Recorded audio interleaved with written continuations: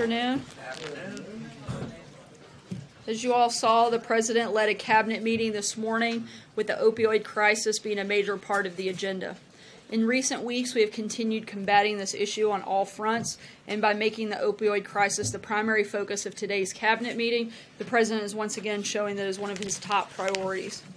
There's a long road ahead and much work to be done, but we will not rest until our streets are safe, our families are secure, and the victims of this terrible epidemic are able to live a life free of addiction. As the President noted yesterday and again today during the cabinet meeting, the chemical weapons attack by Syrian regime against innocent civilians is horrifying. The images, especially of suffering children, have shocked the conscience of the entire civilized world. Sadly, these actions are consistent with Assad's established pattern of chemical weapons use. His forces are already responsible for previous chemical weapons attacks and other actions targeting civilians. The President has noted that Russia and Iran also bear responsibility for these acts, since they would not be possible without their material support. It is also now clear that Russia has betrayed its obligations to guarantee the end of the Syrian regime's chemical weapons program. The President and his national security team are consulting closely with allies and partners to determine the appropriate response. As President Trump clearly stated, there will be a price to pay. We call on all members of the international community to share any information related to this attack and to hold the perpetrators and their sponsors accountable. And we call upon the Syrian regime and Russia to open the area to international medical assistance and international monitoring. And with that, I will take your questions. John.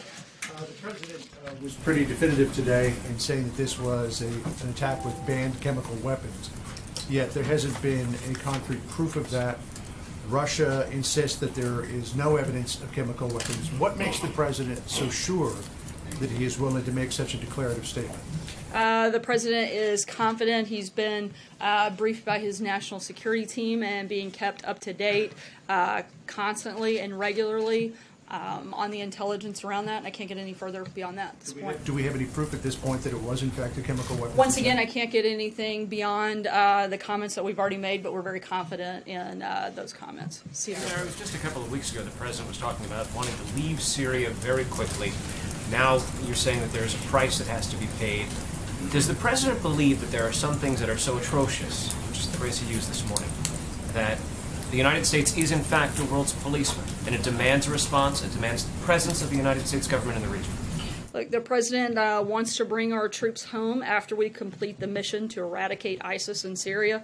At the same time, he wants to make sure Assad is deterred from chemical weapons attacks on innocent civilians. Signaling we want to remove our troops in no way degrades our ability to hold parties responsible.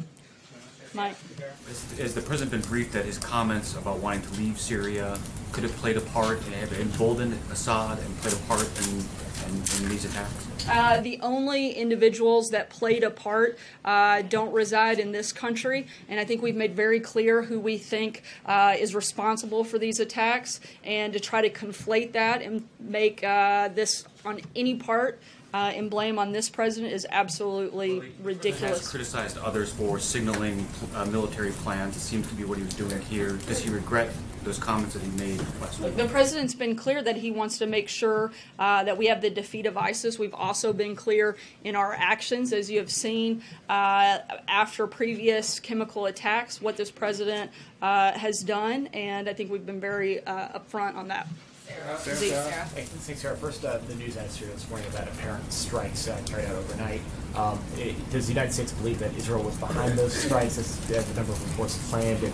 Was the United States given a heads up by the Israeli government? I can only speak on behalf of this government.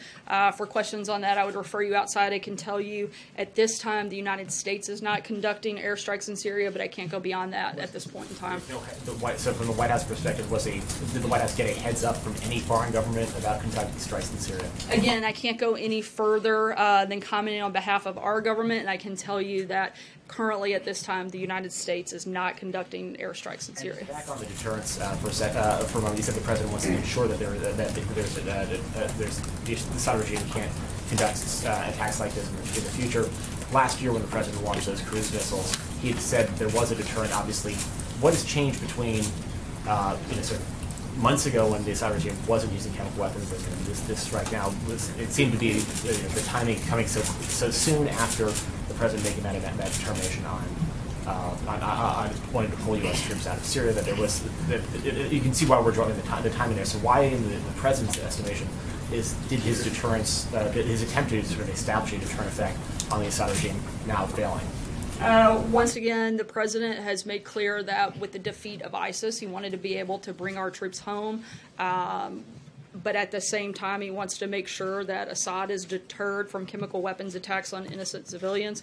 We think you can have separation. John? Sarah? But Sarah, didn't the president, by saying that he wants to get out of Syria, essentially give a green light to Assad to do this, as John McCain has suggested, that the United States was leaving, was kind of pulling up and leaving it to... Look, we're still there, and I think that it is outrageous to say that the President of the United States greenlit something as atrocious as the actions that have taken place over the last several days. The President once again made very clear how he feels about those types of actions when this took place roughly a year ago, and we're going to continue looking at all of our options on the table currently. Well, John McCain said that emboldened Assad, that this was sending a message to Assad. Is that still his position? I think the message that we sent to Assad was very clear, both in the president's words over the weekend and in our actions that we've taken in the past. Roberta. Has the president's attitude toward Vladimir Putin changed because of what's happened? The president has always been tough on Russia, as he said last week, as I echoed again when asked about it. This administration and this president have been tougher on Russia than previous administrations. I think you can see that both through the actions that we've taken and in the comments over the last several days. But he singled out Vladimir Putin in the tweet yesterday. Does he feel that he can still sort of find some common ground and work with him on various things?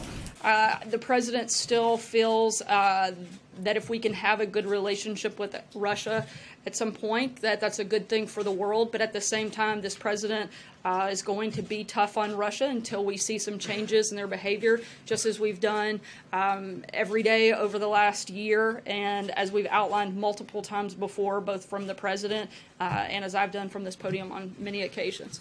John, in the back? Yeah. Thank you, Sarah. Two questions on the foreign policy front.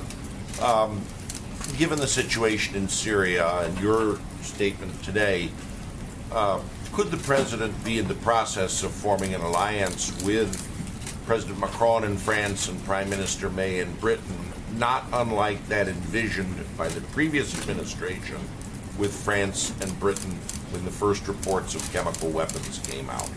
Certainly have great relationship with both countries and are continuing conversations with both the UK as well as France, and hope to work with all of our allies and partners in a response.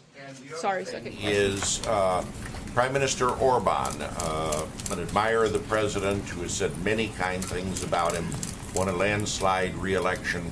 Will the president call him, and are there any plans to extend an invitation for a state visit or a working visit to Prime Minister Orban? I'm not aware of a scheduled call at this time, but if there is one, we'll keep you posted and likely have a readout to follow. John Decker. Thanks a lot, Sarah. Today is the first day on the job for John Bolton as the National Security Advisor. Perhaps you can bring him out here one time and he can take our questions. I'll be happy to tag him in at some point. Please do. I wanted to ask you about some comments that he made about Syria back in 2013 on Fox and Friends. He said, "I think if I were a member of Congress, I would vote against an authorization to use force in Syria." He continued, "I don't think it is in America's interests. I don't think we should, in effect, take sides in the Syrian conflict." Is that a point of view that Ambassador Bolton is bringing to the table now as National Security Advisor? The point of view that matters most here at the White House, as you well know, is the president's. And as Ambassador Bolton himself has said, he's certainly here to serve as an advisor, but ultimately the decisions being made are the president's, and the comments that he's made previously are personal, and he's here to carry out the president's agenda. Josh. Scott Pruitt, the EPA administrator, often flew first class, had a $50 a night rental on Capitol Hill, and tripled those odds of his security detail. Can you explain what the president meant when he said rent was about market rate, travel expenses okay, security spending somewhat more, but it was okay? Why did he say that? He was referencing a report done by the EPA, which we are continuing to review. But in that, it cites that the apartment was at market value and goes into other details, and that was what the president was reflecting. $50 a night on Capitol Hill with lobbies, that was a market value according to the EPA? Yes, according to the Office of Government Ethics. Travel spending okay. Is the president okay with cabinet secretaries taking first-class travel and tripling the size of their security detail? Is that okay? Again, we are reviewing the specifics of each of those components. I know there was a much larger number of security issues surrounding the EPA administrator than in the past, but for specific questions beyond that, I'd refer you back to the EPA. Were those security issues, or were those included in police reports? Because there's been reporting that across the country no one found the death threats or, police reports that jeopardized his life or safety. What are you talking about? I can't comment about police reports, but I do know that there have been a number of questions raised. And again, we're continuing to review that. Until that's complete, I'd refer you back to the EPA beyond that. Sarah, 2 questions on Syria. With all that's happened with Russia, with the sanctions last week and now these strong words associating Russia with the Syrian attack, is there an expectation or a feeling that diplomatic relations with Russia, with this administration, with our country, with Russia, are eroding? We've been very tough on Russia for quite some time. I think the only people maybe that didn't understand that or see that were members of the press who continually questioned that. Now I guess people are concerned that we're being tough on Russia. I guess I'm confused on which way you want to have it. The president would like to have a good relationship, but that's going to be determined by the actions that Russia takes, and we're going to continue pushing forward. And second question, the items on the table, beyond strikes, is there a thought or on the table regime change with Assad?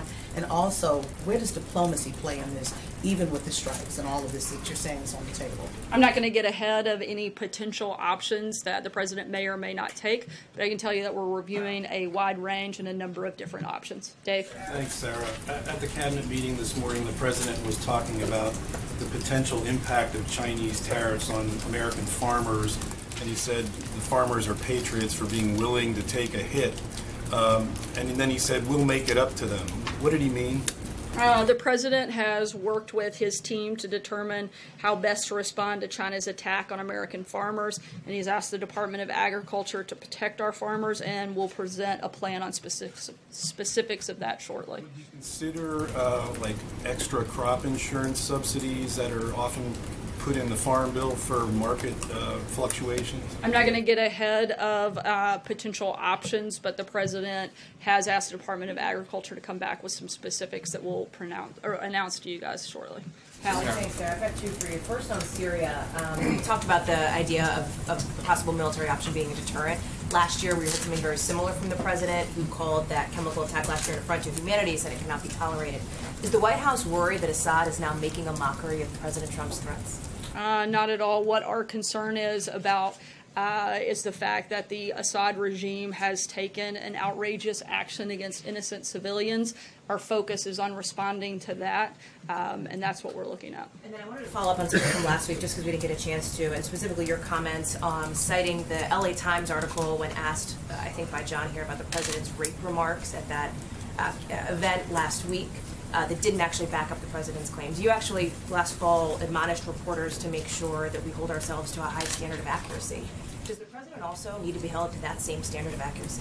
Absolutely, and as I said that day, it has been well documented that a number of those individuals, going back even to 2014, where there were multiple articles and studies put out that said 80% of the women that make that that go through that process and try to enter the country are raped through that process. Something certainly that I think should be concerning to all of us, and certainly something that the president has voiced concern about. And what about the voter fraud claim that the president made last week as well, also not backed up by evidence? I'm sorry, can you be more specific? Yeah, the president talked about those claims of voter fraud again. It's something he's repeatedly brought up. It's just getting to the idea when words matter, particularly in moments of a lot of international pressure, like this moment right now, what his standard of accuracy is when he's speaking to the American public. The president still strongly feels that there was a large amount of voter fraud and attempted to do a thorough review of it, but a lot of the states didn't want to cooperate and participate. We certainly know that there were a large number of incidences reported, but we can't be sure exactly how much because we weren't able to conduct the full review that the president wanted because a number of states did not want to cooperate and refused to participate. Mr. Mayor? Yeah, two questions regarding Scott Pruitt. How long is the review going to take that the White House is conducting? I'm not going to lay out an arbitrary timeline, but it's something that we're looking into and continuing to, take under consideration. Or years? I mean, obviously we want to get through this process as quickly as we can, but I'm not going to just make up a time frame here today. Okay, and did Chief of Staff John Kelly recommend that Pruitt be fired? I'm not going to get into any private conversations. Blake, welcome back. Thank you. Congratulations. Thank you. Appreciate it. I want to ask you about Mark Zuckerberg headed to the Hill to testify. This administration has often talked about deregulation and the deregulatory efforts that the president and this administration has undergone, but there's a question of whether or not Facebook should be regulated. Does the White House have a stance on whether or not Facebook should be regulated, and if so, what is that position? We don't have a specific policy announcement on that front, but I think we're all looking forward to that testimony today. What does the president make of Mark Zuckerberg? Does he have an opinion of him? Larry Kudlow was fairly critical of him both on Fox News Sunday yesterday and when I asked him about Zuckerberg this morning. Does the president have any sort of opinion on Mark Zuckerberg? I haven't asked him directly. I'd have to check and get back to you. Take one last question, Jim. Is there anything that the Syrians can do at this point to prevent military action from being taken?